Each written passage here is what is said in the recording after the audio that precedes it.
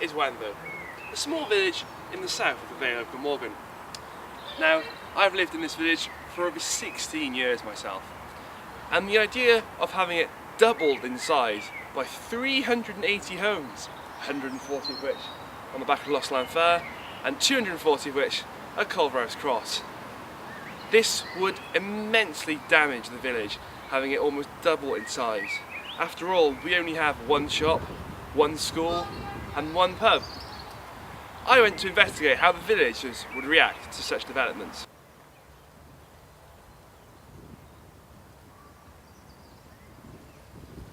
One of the main reasons that people in Wenvoe don't want these homes to be built is infrastructure.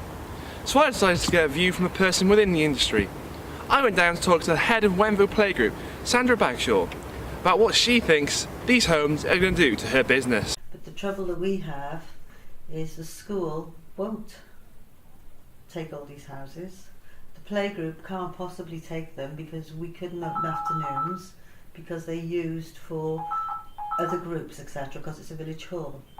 Okay. I don't think they've got enough space on the school to build a nursery because they've already extended and extended. That school was only built originally for a few years. I know years ago they had the opportunity to buy the land next door and to extend the old school. But I just don't think Wenvoe can take that amount. The drains probably wouldn't take it. The facilities won't take it, such as education, which every child has a right. And it's like now, because we fund across the Vale, I have no way of finding out what children live in the village to save a place. They think they can turn up at 3 and have their space, but if I'm full, they've got to go to now. My main concern is this road is so busy with the traffic. They will nip through there, round the back. I mean, we've had plenty of animals killed up there, but how long before a child is? The speed, you live on that road, is atrocious. This is the exact field in which the 140 homes are going to be built. And as you can see, it's a pretty vast expanse of land. But as you can see behind me, just how close it is to the residents of Wenvoe. This is one of the main concerns for them, that their house value will decrease. I spoke to Liz Mildred, head of the Wenvoe Against Homes Action Group. Redrow's proposals to build 140 houses tacked onto the edge of our village are completely unsustainable. The village has one shop, it has a couple of pubs and a church, and apart from that, that's pretty much all the facilities that we have. So we have to travel elsewhere for all our day-to-day needs.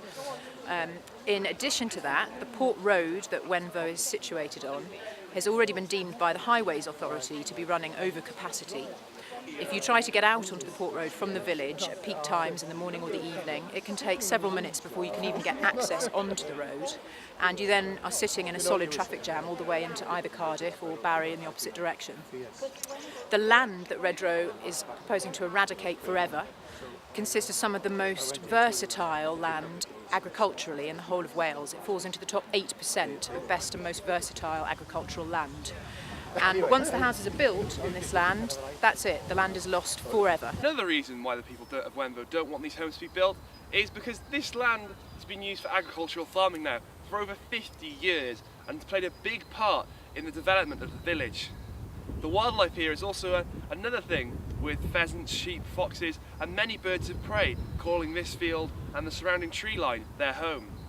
I spoke to Wenvoe Wildlife Group about their concerns about what getting rid of this field will do to the wildlife of Wenvoe. Well, I think Wenvoe is blessed with the fact that it's surrounded by woodland. In fact, we're looking up at ancient woodland just ahead of us here. Fields, meadows. Most of the wildflower meadows, certainly in Wales, have gone. Very large proportion have disappeared. One more would be going here. And it's more housing, brings in all sorts of problems, none of which actually helps the wildlife. So that's why we have some concerns about it. As we've seen from previous interviews, most villagers are against these homes being built. But what about the businesses that are in the village? I came here to the Wenvoe Arms to talk to its owner, Chris Teague, about what he thinks the homes are going to do to his business. Tonight we had this thing with Alan Carnes last night. There's about 50 people turned up. I've never seen them before. They all live in the village. Right. And it's quite clear that those people are never going to use the village, so without that I need more income. And you know, for a pub to survive I need revenue. And if the people in the village aren't supporting that at the moment, when you've spent a lot of time sorting out and making the pub, you know, it's not being big-headed, it's a good pub now. And a lot of our business comes in from outside the village. So for me, new homes are going to bring new business and potential more business that aren't going to know the history of the Wenvoe. So not going to have blinkered views on it. And therefore gives me a fresh opportunity to win more business in. And therefore, you know, from my point of view, it's you know, a decision on these houses could be crucial to whether me and Tracy actually stay in the pub. I came here to Barry Civic Offices to talk to Barry Councillor Richard Burton on his opinion on the current housing situation in the Vale of Glamorgan. Are 10,000 homes in the Vale sustainable at this period in time? Not with what we got now. Like I said earlier, we do need to improve our infrastructure. We certainly need to improve our roads. I'm a Barry boy, I represent the Barry ward, and if you have a look at Port Road and Cardiff Road, they're gridlocked in the mornings, they're saturated.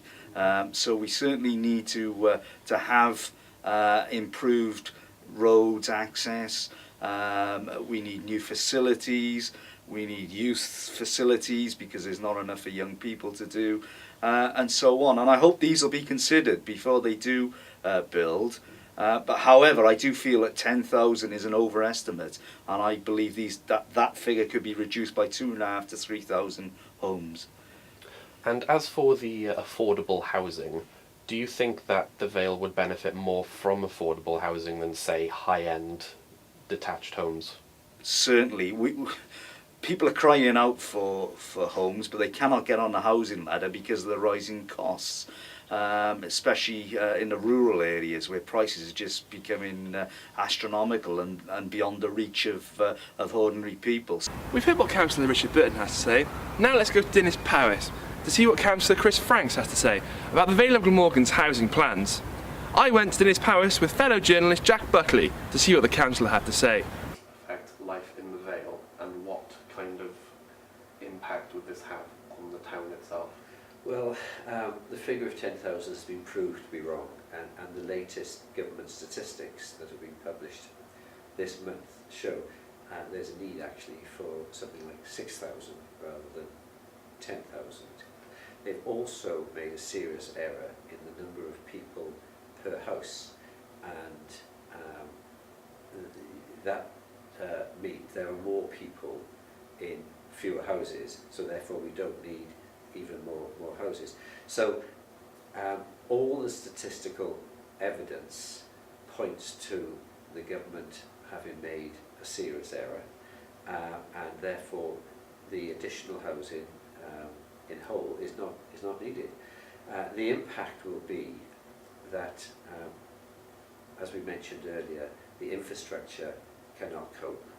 There isn't the road network, there isn't the public transport network. The government has cut the support for bus services, so there are fewer buses. So it's just going to make the quality of life worse in the Vale of Glamorgan. As you can see around me, the wildlife in Wenvoe is a key factor to why people move to this village. And the people of Wenvoe want to protect this. So before the council made the decision, they had a small protest down by the field. I went down to see if I could get interviews with any of the villagers to see what they think about the proposed plans. The proposal hasn't been thought through properly by the council. The planning process is slipshod. They haven't listened to the protest. We were given 260 odd people in this small village who have protested against this. We're not against growth as such, but we're certainly against unplanned growth. So the people of Wenvoe have fought these homes vigorously. But in just a couple of months' time, that field is going to be a construction site. And in a year's time, it's likely it's going to be a housing estate. The people of Wenvoe have fought this vigorously, but there is nothing they can do.